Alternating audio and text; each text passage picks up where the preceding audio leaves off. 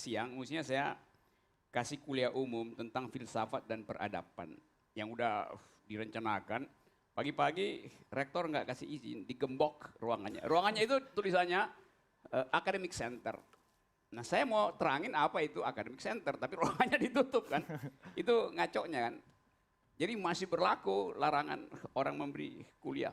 Padahal itu kuliah akademis, nggak ada urusan dengan politik gitu. Secara akademis Anda menilai kabinet ini 99% kalau kata Mas Arief Poyono ini skuad yang luar biasa. Iya Arif ini semua mantan ini.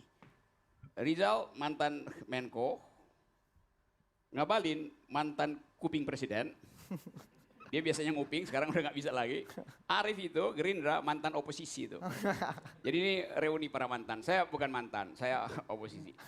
Betul tadi kita nggak tahu apa sebetulnya isi dari kabinet ini. Yang diperlihatkan adalah presiden mengatakan saya akan mengumpulkan mereka yang berbeda itu.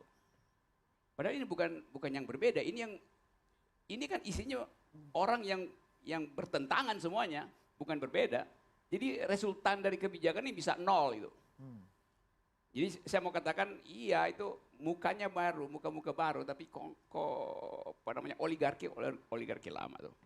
Jadi Rizal datang tadi dengan semacam bukan pesimisme sebetulnya, tapi kalkulasi tentang masa depan tuh.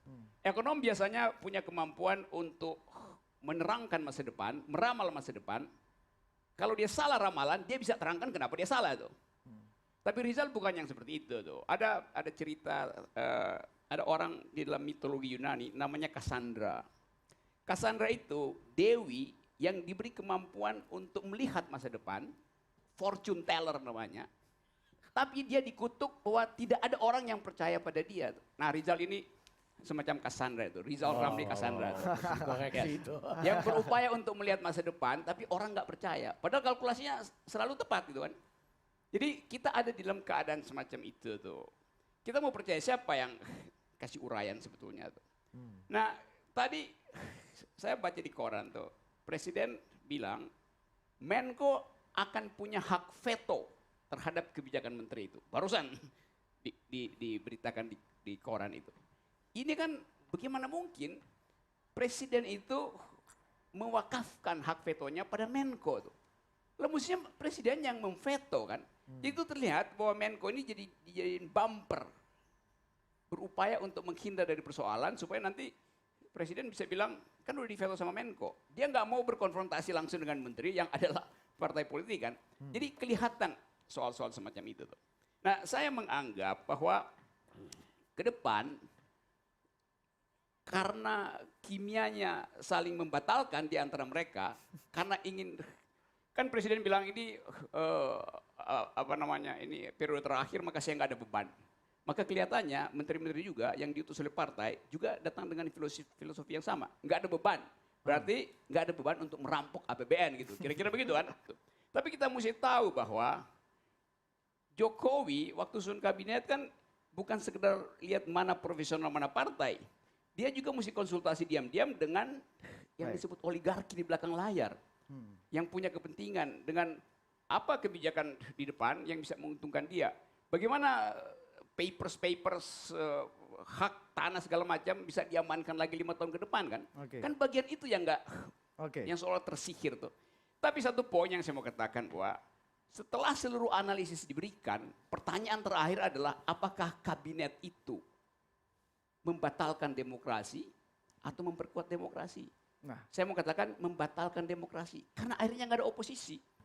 Ini ada mahasiswa di depan kita yang terhormat untuk Bang Rizal, Bung Rocky, sama Mas Arief.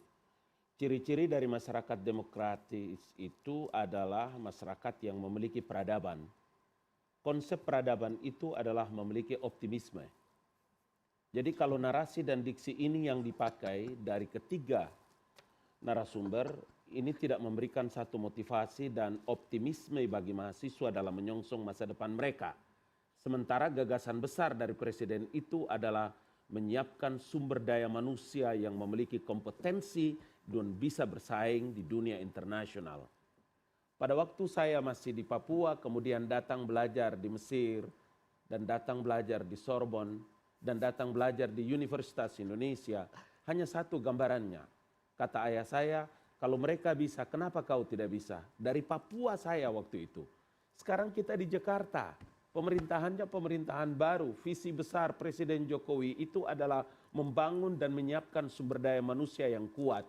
Jangan lupa, salah satu ciri dari masyarakat yang memiliki peradaban itu adalah menyiapkan generasi baru yang kita kenal dengan the young generation.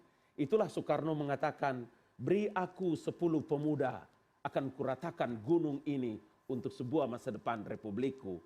Jadi saya mau bilang supaya forum kita Budi, forum malam ini, Kupas Tuntas CNN Indonesia, juga adalah forum untuk memberikan pembelajaran kepada generasi baru. Kalau hari ini kabinetnya tersusun lebih kurang baru sehari, masuk 2 hari lah. Tentu saja kita tidak bisa memberikan penilaian apa-apa.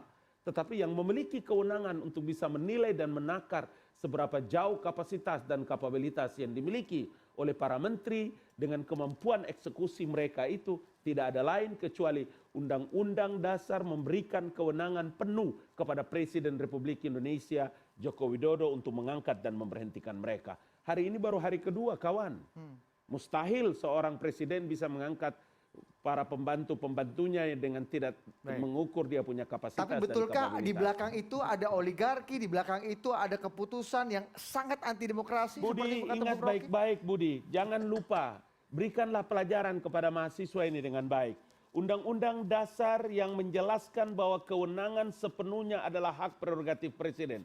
Tahu nggak hak prerogatif? Hak prerogatif itu adalah hak istimewa, quote and quote adalah hak mutlak. Jadi kalau kita bicara tentang konsep oligarki, oligarki itu pasangannya versusnya adalah demokrasi. Kita memilih sistem pemerintahannya lah presidensil.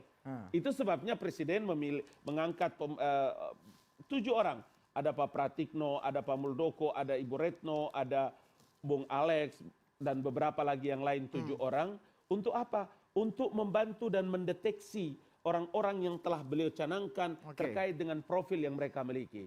Bung, jangankan menteri, saya saja yang mantan, ini sekarang ini mantan tenaga ahli utama kantor staf presiden, untuk masuk di kantor itu 14 bulan Pak. Saya diteliti dari mana, siapa ayahnya, siapa ibunya. Dan lolos screening ya? Iya. Untuk apa? Karena yang dipikirkan adalah masa depan bangsa dan negara. Jadi tidak ada racun oligarki, tidak ada racun otoritarianisme dalam itu Bung Rocky. Bisa masuk akal ya penjelasannya? Gini ya, saya terangkan ya, saudara Ngabalin. Oligarki itu tentu nggak ingin di fit and proper test. Justru oligarki yang menitipkan pertanyaan pada presiden. Kan nggak mungkin orang tunjuk oligarki itu kan. Itu kan sesuatu yang ya itu biasa ada di dalam setiap sistem pemerintahan. Ada yang terang-terangan, ada yang diam-diam. Tapi di kita, isu itu memperlihatkan bahwa presiden sebetulnya kirim pesan pada oligarki, setuju nggak kalau ini diangkat? Ya ada messengernya, tentu ada kegiatan di bawah meja yang nggak bisa orang terangkan. Tapi kalau disebut pesimisme, pesimisme itu bagus. Supaya kita bisa bikin kalkulasi, itu pesimisme itu bukan soal rasa batin kita, pesimisme itu adalah kalkulasi terhadap keadaan itu. Nah ini saudara Ngabalin ini belajar di berbagai negara, Mesir, Prancis itu hidup dengan pesimisme. Itu dasar dari demokrasi Prancis, karena pesimisme, maka dia bisa batalkan kalau dipakai dalam Tocqueville benar, tapi dalam konsep sistem ketatanegaraan tidak benar. Jangan keliru. Karena begini, konsep oligarki yang dijelaskan oleh Rocky yang disebut dengan ini kan terkait dengan masalah keterlibatan partai politik. Tetapi kan begini, memang kalau Bung Rocky tidak di dalam tidak tahu. Sebutlah saya sebut begini, umpamalah seperti Partai Golkar.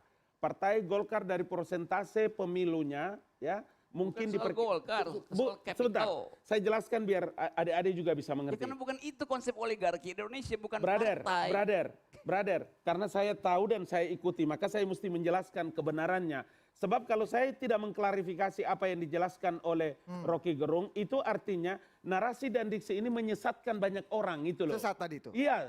Saya membaca analisis yang dibuat oleh orang netral, akademisi Australia segala macam itu, Singapura, buat menerangkan soal oligarki ini.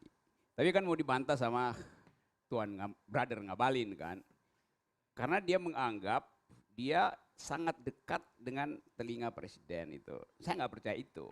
Karena kemarin, jangankan dekat dengan daun telinga presiden, melewati daun pintu kamar presiden aja dia ditahan sama pas pampers. Gimana coba?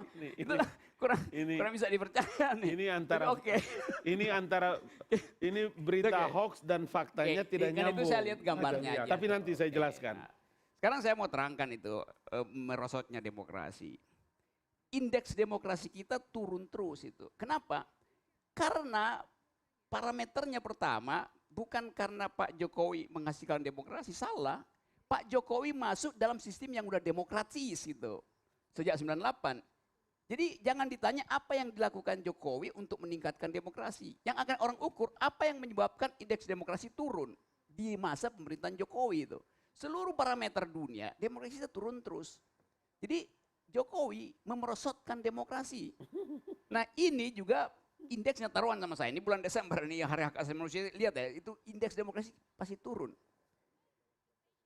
Yang sering dicarikan pembenaran adalah ini demi kebangsaan itu. Supaya bangsa ini nggak pecah, semua mesti masuk di dalam kekuasaan. Komposisi ini menginjeksi kualitas demokrasi kita Ya, atau gini. Itu teori yang keliru. Seluruh demokrasi yang berantakan itu justru karena nggak ada oposisi itu. Rusia berantakan, negara komunis berantakan karena semua ada di dalam kekuasaan. Jadi kacau sekali cara berpikirnya. Demi keutuhan bangsa, semua berkoalisi di kekuasaan. Loh bangsa itu jadi utuh kalau ada yang mengawasi kekuasaan. Itu logika dari demokrasi. Demokrasi dibuat untuk itu. itu terjadi sekarang atau tidak, Bu Rocky? Sekarang nggak terjadi kan? Kalau ada crack di dalam kekuasaan, mesti ada pikiran alternatif untuk nambal crack itu. Orang yang di dalam nggak tahu bahwa itu crack. Anda kalau di dalam, apa namanya itu, audit paling bagus audit eksternal, bukan audit internal. Oke. Kan dibilang nanti kan nggak mungkin presiden mengkhianati rakyatnya. Loh sejarah politik itu adalah pengkhianatan kekuasaan terhadap rakyat. Karena itu ada Montesquieu. Karena itu ada teori pembagian kekuasaan tuh. Oke. Jadi kacau pikiran Baik, seperti itu. Bang Abalin. Saya mau bilang begini, ini lagi-lagi tentu untuk kepentingan masa depan generasi, ya. Ini lagi-lagi untuk kepentingan generasi. Pak, Bapak ingat bahwa Undang-Undang Dasar itu menjelaskan tentang kebebasan orang berpendapat. Undang-Undang Dasar 1945 pasal 28 huruf E. Barusan kebebasan Turun berpendapat lagi, saya dibatalin di Palembang. Turun lagi adalah Undang-Undang nomor 9, tata cara tentang orang menyampaikan pendapat. Saya mau katakan bahwa di negara mana sebebas seperti Republik Indonesia ini, orang dicaci maki, orang dibully, orang dihujat, pencemaran nama baik, segala macam dilakukan di negeri ini. Ada satu majalah hebat di Republik ini, membuat bayangan hidung Jokowi itu seperti hidung Pinocchio. Pinocchio ya? Pinocchio. Tahu nggak itu?